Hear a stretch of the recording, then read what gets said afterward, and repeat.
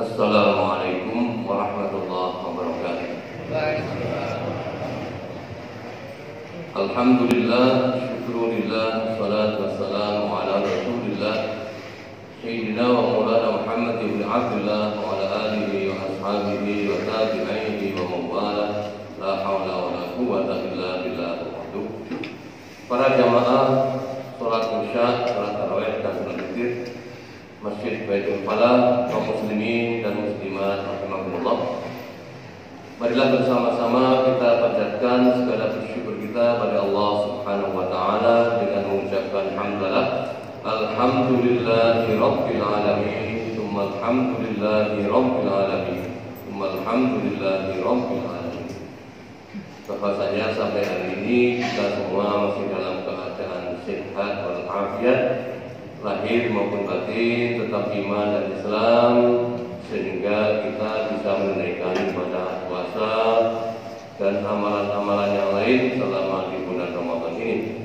Mudah-mudahan semua ibadah yang sudah kita lakukan, baik ibadah lahir maupun batin, ibadah yang kelihatan maupun yang tidak, semuanya diterima oleh Allah Subhanahu wa taala. Amin. Para jamaah kaum muslimin dan muslimat rahimakumullah, saya kalau di Masjid Baitul Falah ini, apalagi di bulan Ramadan begini, kami ingat para sesepuh takmir masjid yang sudah kembali ke alam baka. Yang masih saya ingat almarhum Pak Warjo, kalau tidak salah dari Solo beliau. Ada lagi almarhum Pak Akil, kalau nggak salah dari Madura, ya, dan lain. Sejenak saya ajak para jamaah, mari kita doakan para almarhum takmir Masjid Baitul Falah yang sudah kembali ke alam baka, dan juga semua jamaah tetap Masjid Baitul Falah yang sudah kembali ke alam baka. Mudah-mudahan arwah mereka ditempatkan tempat yang mulia di sisinya, mendapat rahmat dan maghfirah daripadanya, aman sentosa bahagia, dan mendapat cucuran rahmat maghfirah daripadanya. Amin ya rabbal alamin. Ala hadina al-Fatihah. A'udzubillahi minasyaitonir rajim. Bismillahirrahmanirrahim. Alhamdulillahirabbil alamin. Iyyaka na'budu wa iyyaka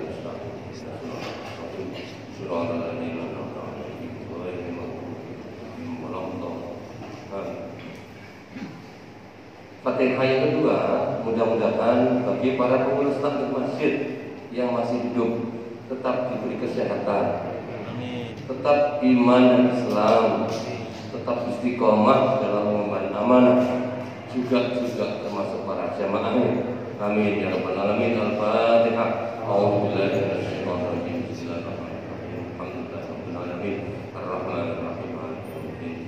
Iyyaka na'budu wa iyyaka nasta'in. Ihdinas siratal mustaqim. Shiratal ladzina an'amta 'alaihim ghairil maghdubi 'alaihim waladdallin. Terima kasih para jamaah. Kalau kita senang mendoakan orang yang sudah meninggal, insyaallah kita besok kalau sudah meninggal juga akan didoakan oleh yang masih hidup. Amin ya rabbal alamin. Sebuah hadis sahih riwayat Imam Muslim dari Abu Hurairah berbunyi begini. Qala Rasulullah sallallahu alaihi wasallam, "Lis-shaimi farhatan." Bagi orang-orang yang berpuasa ada dua kegembiraan. Yang pertama adalah farhatun idza aftara bi fitrihi. Yang pertama adalah kegembiraan dengan bukanya ketika ia berbuka. Wa farhatun idza laqiya rabbahu fariha bi siyamihi. Dan yang kedua adalah gembira ketika ketemu Tuhannya, dia gembira dengan puasanya. Rawahu Muslim. Hadis riwayat Imam Muslim. Hadis sahih ini memberikan kabar gembira. Sesuatu yang bernilai itu tentu akan sangat ditentukan kapan sesuatu itu dibutuhkan. Saya bertanya, ketika ada kapal selam tempoh hari ya, tahun yang lalu kira-kira misalnya kapal selam tenggelam, tidak muncul-muncul, namanya kapal selam ya tenggelam, ya mesti tenggelam. Kalau tidak tenggelam bukan kapal selam, ya, kapal penumpang. Ya. Jadi kapal selam di bawah laut tidak muncul-muncul. Apa namanya kapal? Saya lupa. Ya, bisa bismillah itu bukan tidak penting namanya. Yang penting kasusnya ini. Saat para prajurit di dalam kapal selam, ketika oksigen mulai habis setelah sekian hari itu, apa kira-kira yang paling bermanfaat? Emas? No. Uang? Dolar? No. Kendaraan, mobil, Mercedes? No. Apa? Satu saja. Yang paling bernilai adalah oksigen.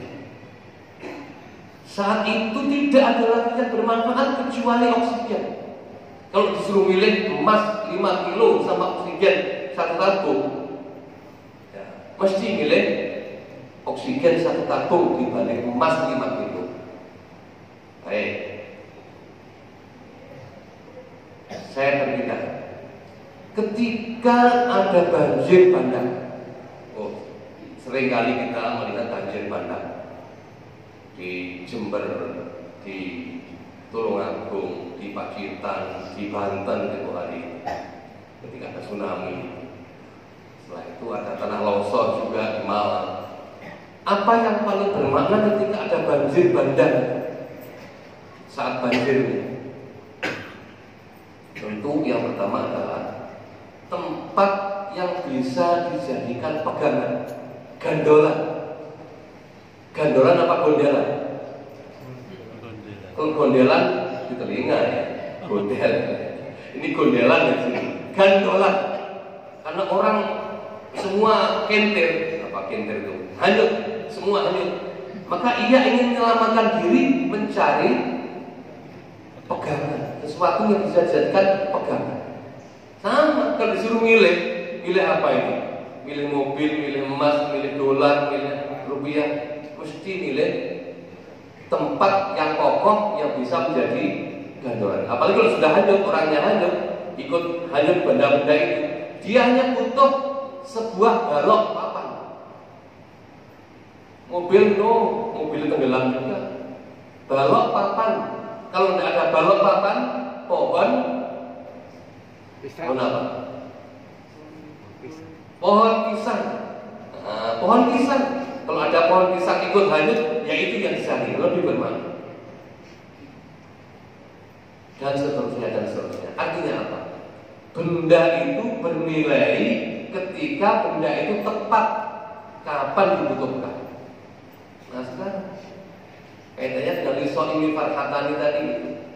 Ketika Pak Warjo sudah di alam baka, ketika Pak Agil sudah di alam baka, dan lain-lain para bapak ibu kita sudah di alam baka, yang bernilai yang paling ditunggu-tunggu adalah amal soleh. Itu yang paling penting. Makanya Nabi bersabda, wa farhatun idza laqiya rabbahu fariha bisyami.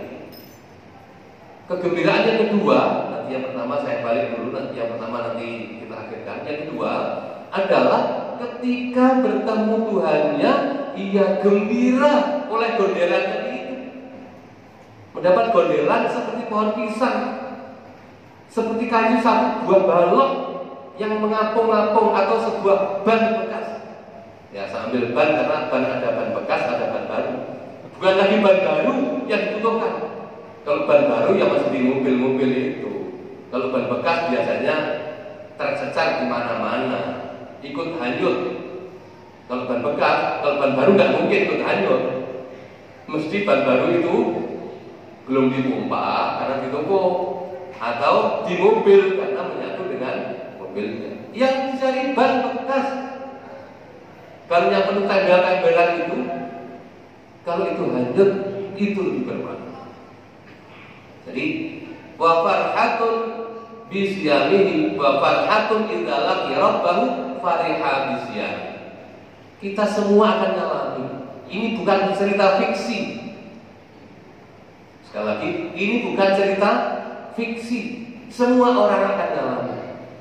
Gembiranya bapak-bapak ibu kita yang sudah mendahului adalah seperti orang yang hanyut, yang sekarang gandolan ban bekas atau pohon bisa. Alhamdulillah ada gandolan.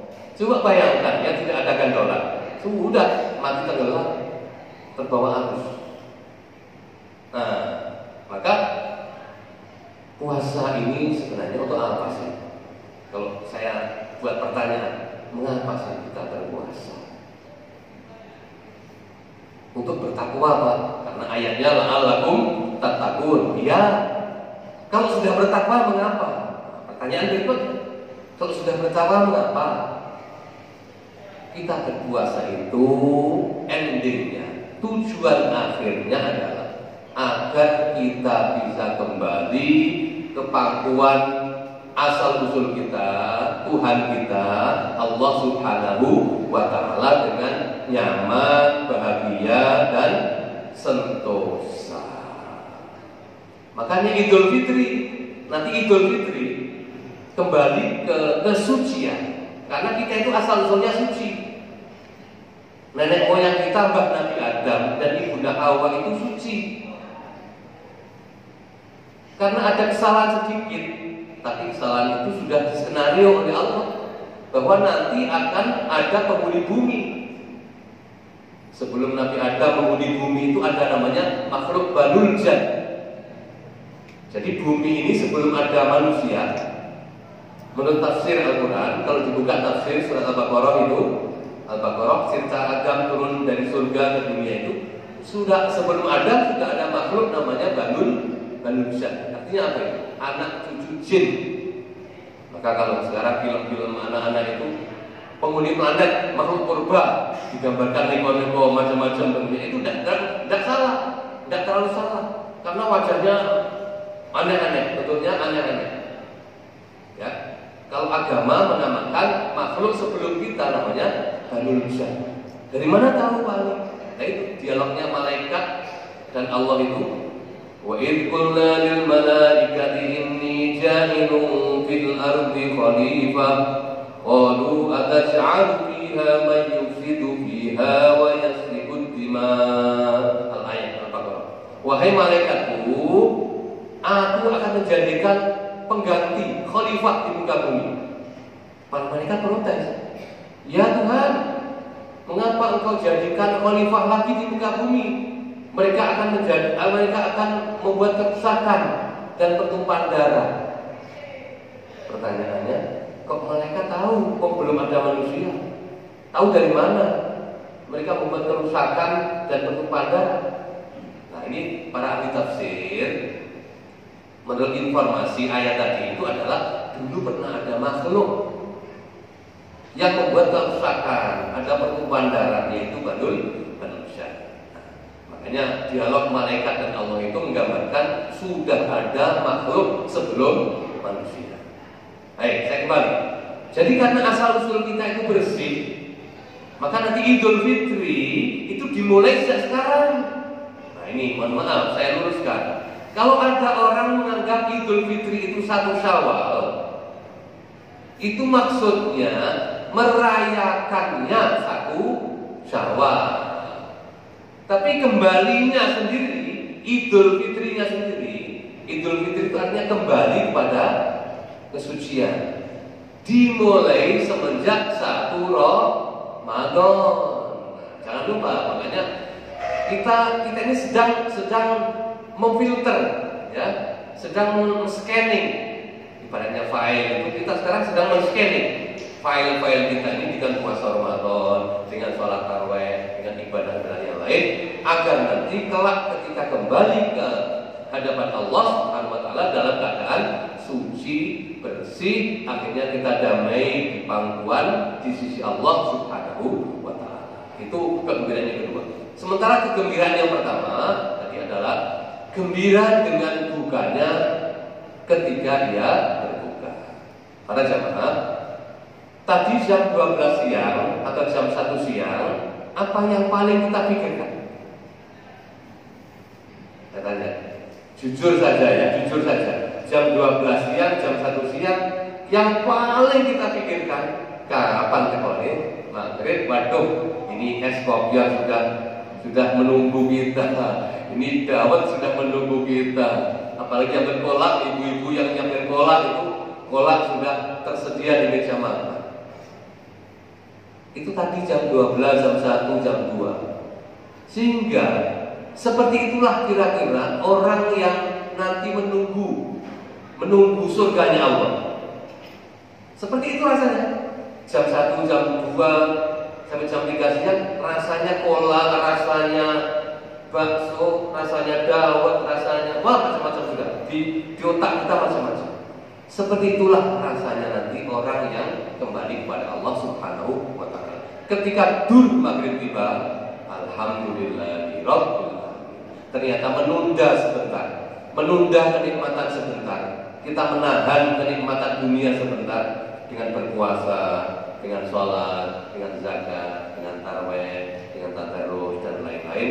Nikmatnya akan luar biasa pada saatnya. Segala sesuatu akan terasa nikmat pada saatnya. Mudah-mudahan kita semua termasuk orang-orang yang menunda sementara kenikmatan, dan nanti kita semua akan memetik hasilnya pada saat kita kembali kepadanya. Amin, amin ya rabbal alamin. Aku qauli hadza. Assalamualaikum warahmatullahi wabarakatuh.